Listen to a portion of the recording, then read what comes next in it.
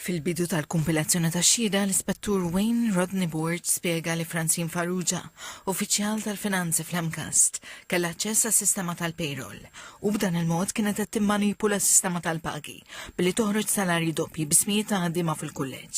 Ġab eżempju ta' kif impjegat kien jirċievi l-paga normali tiegħu, iżda t-tieni pagament b'ammont ferm ogħla kien jinħareġ f'ismu wkoll, iżda l-flus imorru fil-kontijiet ta' Farrugia. Il-prosekuzzjoni spjegat li f'Marzu biss għaddit 12 il-pagament biex fuq medda ta' sentin, allegatament għaddit €1,900,000 fil-kont ta' Revolut u 422,000 kontijiet oħrajn.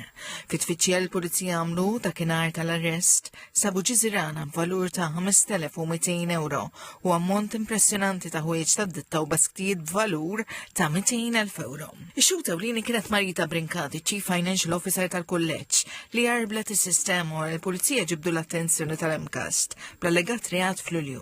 Spjegat li l-pagamenti doppji ma kienux jidhru fil-payslips tal-ħaddiema. Iżda kienu jiġu inklużi fil-fajl li jintbagħat lill-bank biex jinħarġu l-pagi. F'każ minnhom qalet il-payslip kienet turi salarju leġittimu ta' €2,000. Iżda fl-istess waqt inħareġ pagamenti ieħor moħbi ta' €9,000 b'tali mod li jevita li jinqabad mill-awtoritajiet tat-taxxa. Spjegat ukoll kif it-transazzjonijiet fraudolenti kienu qed jitneħħew mis-sistema interna tal-payroll u bekk kien diffiċli biex tinduna bil-flus li kienu qed josfru. Madankollu f'Lulju ntebħed pagament ta' kważi €123,000 li kienu sejrin fil-kont ta' Revolut ta' Farrugia. U kien f'dan il-mument li avżat li l-uffiċjali tal-Emcast lill-Pulizija. Brincati ċedet li fil-waqt li kienet tapprova l-fajl li kien jintbagħat lill-bank, dan kien jinkludi biss ċifra waħda u għalhekk ma setax tkun taf kemm qed jitħallas kull individwu. Żied jingħad li wara kienet tapprova l-fajl, dan kien jiġi emendat iżda ma kienx tirċievi wieħed ġdid, għaliex l-akkużata kienet tibgħatilha l-emendi bl-email. Mitluba tispjega kif qatt ma ntebħed b'iskrepanzi sostanzjali. Hija qalet l-accounts kienu awditjati internament minn awdituri esterni, il-PKF Malta, iżda dawn qatt ma xallu bozza li kien hemm xi problema.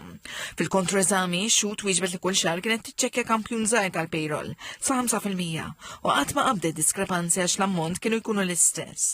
Iżda il-varjazzjonijiet kienu fl-ammonti fil-banek. L-akkużata ex-kunsilliera tal-Partit Nazzjonalista fis-CGU ingħatat il-ħelsi mill-arrest fuq depożitu ta' €50,000 u garanzija personali ta' €25,000.